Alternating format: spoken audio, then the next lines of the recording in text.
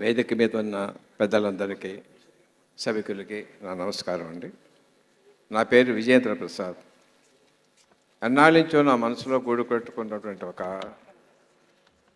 దాన్ని ఇప్పుడు నాకు అవకాశం వచ్చి మాట్లాడటం కోసం ఈ అవకాశాన్ని తీసుకుంటున్నాను. నేను మాది చాలా సంపన్న కుటుంబం అండి. నా క్లాస్మేట్ పేరు దుద్దే జాన్ ఫ్రెడరిక్ సుందర్రావు. మాల అబ్బాయి నాతోనూ నాకన్నా కొంచెం సమానంగా బాగా చదివాడు కుర్రాడు. ఇద్దరు ఎస్ఎస్సి పాస్ అయిన తర్వాత లైలా కాలేజీలో చేరాము. మా నాన్నగారు అబ్బాయికి ఆర్థిక సహాయం చేశారు. ఆ రూమ్మేట్గా పెట్టారు. అంటే మా నాన్నగారు పరమేశ్వరం లేదు. నాకు తెలిసి ఎప్పుడు నేను తప్పు చేయలేదు. కానీ నా తాతలు ముత్తాతలు వాళ్ళు నోటితో చెప్పలేనటువంటి భయంకరమైన ఘోరాలు చేశారు పరమవిచ్చతతో. నోటితో కూడా అది తలుచుకున్నప్పుడు నా మనసు సిగ్గుతోటి అవమానంతో కుంగిపోతూ ఉంటుంది. ఇన్ని తప్పులు చేశారా ఆ వంశంలో పుట్టేనా? But I own it. ఐఏ జీన్స్ నాకు ఉన్నాయి. వాళ్ళ ఆస్తులు నేను అనుభవిస్తున్నాను. ఆ పాపంలో కూడా నేను భాగస్వామిని. సో దాని గురించి మీ అందరి ముందు తల వంచి వినయంగా నమస్కరిస్తున్నాను. క్షమించండి, క్షమించండి, క్షమించండి, క్షమించండి, క్షమించండి, క్షమించండి. Thank you.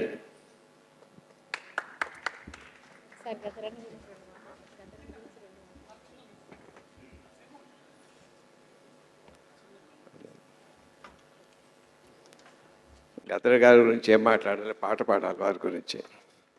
ఇందాక ఒక అబ్బాయి చాలా అద్భుతంగా పాడారు మీ ముందు దాకన్నా. ఒకసారి ఆయనతో ఇప్పుడు సినిమా వేషం వేయించాలి ఉంది నాకు. అది మాపల్లి శంకరన్న ఎక్కడున్నారు? ఆయన ఇక్కడ ఉన్నారా? మాపల్లె శంకర్ ఉన్నారా ఇక్కడ ఆయన? శంకరన్న శంకరన్న ఎవరక్కడ? ఆయన పాడింది డ్యాన్స్ చేశారే బాగా అద్భుతంగా. అదే అదే శంకర్. ఏరైనా లేరా? పొడుస్తున్న పొద్దు మీద నడుస్తున్న కాలమా, పోరు తెలంగాణమా, పోరు తెలంగాణమా, కోట్లాది ప్రాణమా, పోరు తెలంగాణమా, కోట్లాది ప్రాణమా. క్షమించండి. నమస్కారం.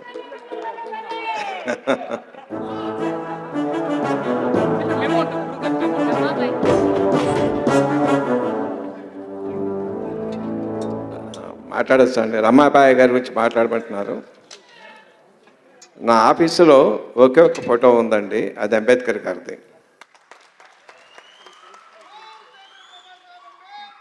వారి మీద సినిమా కథ రాస్తున్నాను. దాని గురించి కొంత రీసెర్చ్ చేశాను నేను. రమాబాయి గారి గురించి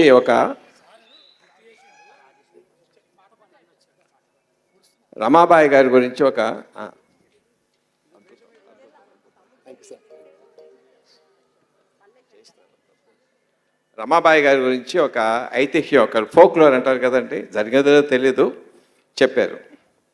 అప్పుడు ఆవిడ వయసు 9 ఏళ్ళు, పెళ్ళప్పుడు ఆయనకి 14 ఏళ్ళు అంబేద్కర్ గారికి. సో పెళ్ళైతే అగ్నిహోత్రం చుట్టూ తిప్పుతారు కదా 3 రౌండ్లు. అప్పుడు ఆవిడ ఒంటి మీద చీర కొంగికి ఆయన కండువాకి కడతారు. ఆ పూజారి గారు చెప్పారమ్మా 3 రౌండ్లు తిరగాలి అగ్ని చుట్టూ అని చెప్పని.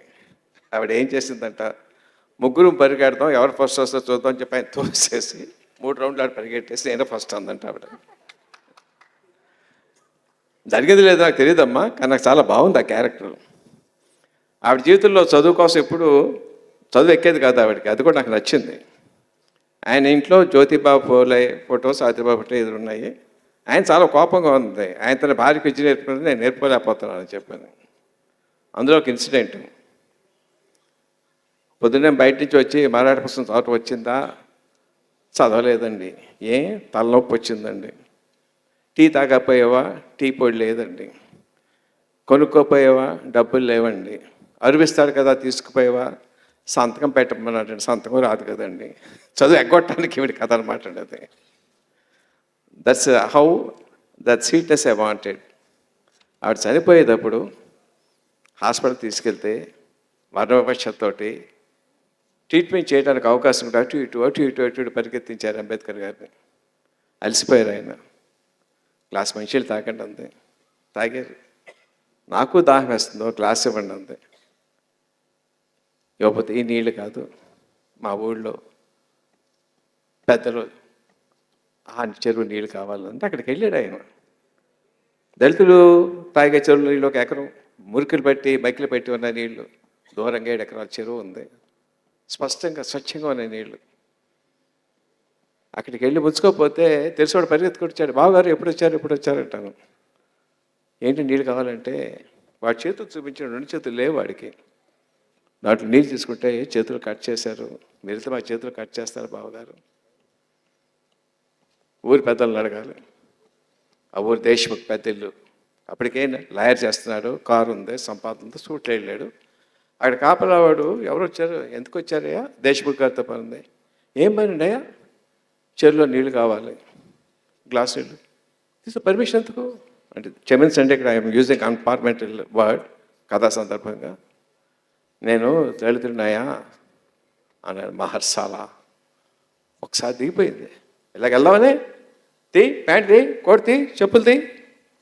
ఎవరు తెలిసి గోచి పెట్టించాడు ఆయనతోటి, డబల్ డాక్టరేట్ పుచ్చుకున్నటువంటి గొప్ప విద్యావంతుడితోటి.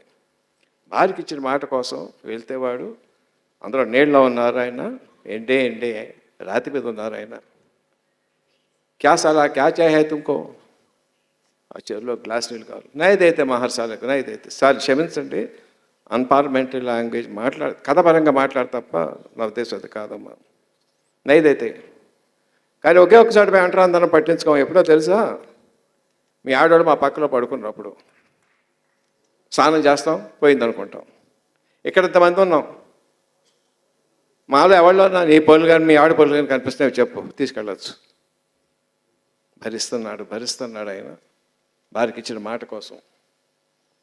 దగ్గర నడిచి వస్తాడు, చెమట పడుతుంది ఆయనకి, ఎండలో ఉన్నాడు, కింద గొచ్చు కాలుతుంది. అరే చాలా వీడికి బాగా దాహం వేస్తున్నట్టు ఉందరా, పక్క జనం ఉన్నారు తైనాతి వాళ్ళు. ఉప్పు నీళ్ళైనా పట్టించుకోం కదా, తాగాలి కదా పంట పెట్టి. అవును సార్ సముద్ర నీళ్ళు కూడా తాగాలి కదా.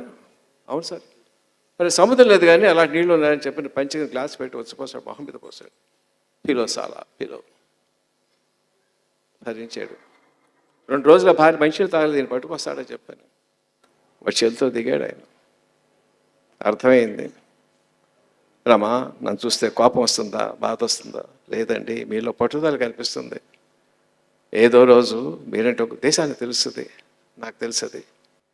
నేను చనిపోయిన తర్వాత నన్ను తగలబెట్టద్దండి, పూడ్చిపెట్టండి, ఓ మొక్క మాటండి. ఏదో ఆ చెరువులో నీళ్ళు తీసుకొచ్చి అక్కడ పోయండి. అప్పుడు స్టార్ట్ అయింది ఆయన పోరాటం నీళ్ళ కోసం. అప్పుడు అర్థమైంది ఆయనకి, రాజకీయంగా ఎదగకపోతే ఏమీ చేయలేమని. ఎంత చదువు ఉన్నా ఏమీ చేయలేదు, పొలిటికల్ పవర్ కావాలా, జర్నీ స్టార్ట్ అయింది. ఆ రకంగా ఆయన తాలూకు జర్నీ కావడ ఒక ఇన్స్ట్రుమెంట్ అయింది. Thank you.